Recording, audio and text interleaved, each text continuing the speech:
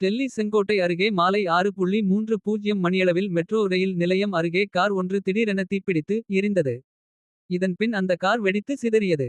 இந்த பகுதி மக்கள் அதிக அளவில் வந்து செல்லும் பகுதியாகவும் உள்ளது. சாந்தினி சவுச்சந்தை உள்பட பல முக்கிய பகுதிகள் இதனருகே அமைந்துள்ளன. இந்த சூழலில் கார் வெடித்து சிதறிய பெரும் பரபரப்பை ஏற்படுத்தி உள்ளது.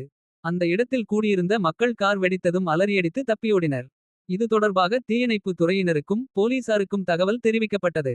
எதற்காக கார் தீப்பிடித்தது, கார் வெடிக்கும் அளவுக்கு என்ன நடந்தது, யாருடைய கார் என்றும் எதற்காக இந்த பகுதிக்கு கார் கொண்டு வரப்பட்டது என்பது பற்றியும் விசாரிக்கப்பட்டு வருகிறது. இதையடுத்து டெல்லியில் உயர் எச்சரிக்கை விடுக்கப்பட்டுள்ளது. என். ஐ. ஏ. என். எஸ். ஜி. டெல்லி போலீசார் ஆகிய விசாரணை அமைப்புகள் புலன் விசாரணையை தொடங்கியுள்ளன. பாதிக்கப்பட்டவர்களை மருத்துவமனையில் நேரில் சந்தித்து ஆறுதல் கூறிய உள்துறை அமைச்சர் அமித் ஷா வெடிவிபத்து ஏற்பட்ட இடத்தில் அதிகாரிகளுடன் ஆய்வு மேற்கொண்டார். எல்லா கோணங்களிலும் விசாரணை நடப்பதாக அவர் கூறியுள்ளார். டெல்லி கார் வெடி விபத்து சம்பவத்தை தொடர்ந்து சென்னையின் முக்கிய இடங்களில் காவல்துறையினர் தீவிர ரோந்து பணியில் ஈடுபட்டு உள்ளனர்.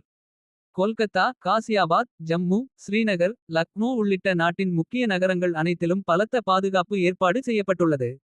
டெல்லி செங்கோட்டை அருகே கார் தீப்பிடித்து வெடித்துச் சிதறியதில் 8 பேர் உயிரிழந்துள்ளனர்.